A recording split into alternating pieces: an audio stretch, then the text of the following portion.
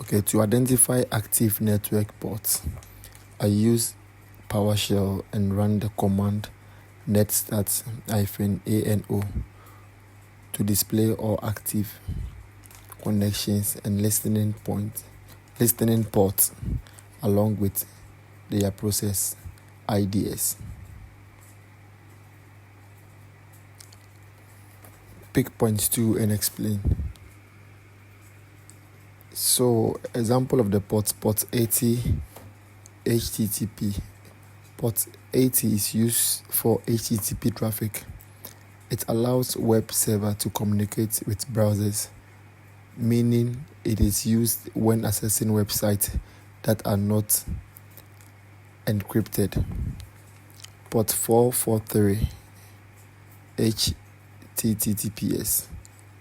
So port 443 is used for HTTPS traffic, which is secured web communication. It encrypts data between the client and server, making it safer for activities like online banking or logging into websites.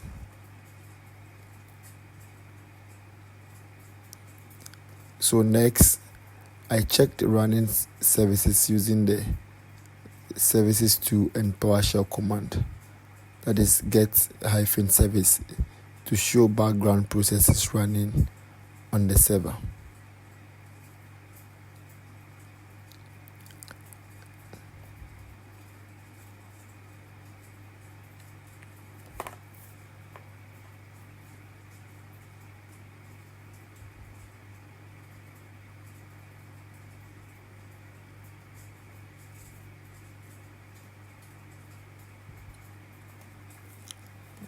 So with the service, that is the remote desktop services. So these services allow users to connect to the server remotely. It uses port 3389 and it's important for remote administration. So when you come to the DNS client, the DNS client server resolves domain names into IP addresses.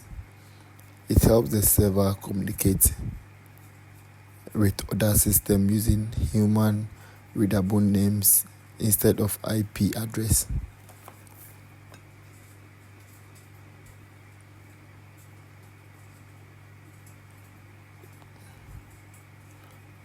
So therefore, we have to wait and then create the firewall rule.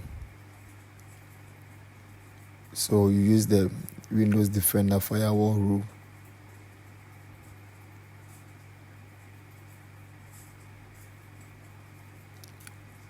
So I created a firewall rule to allow inbound and outbound TCP traffic on port 50,000. This demonstrates how administrators can control network communication.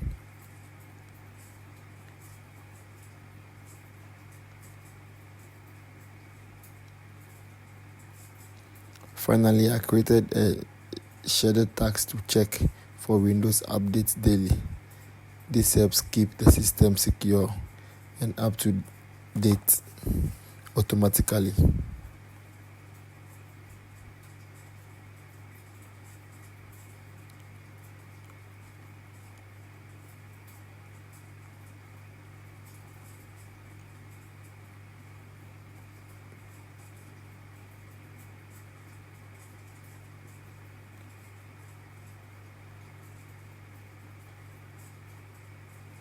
So that is the Windows Defender firewall with advanced security. The inbound rules to new rule. The selected port, chose the TCLP and entered 50,000. I clicked on allow all connections and then it applied to all profile.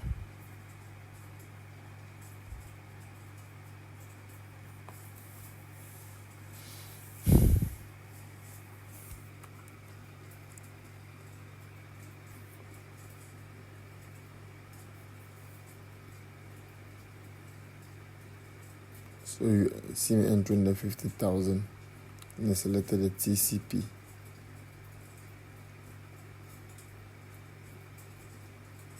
So you go to next.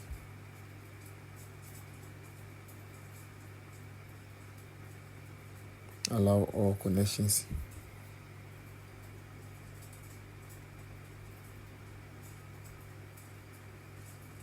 Move to the next. And then I entered my name, McFred.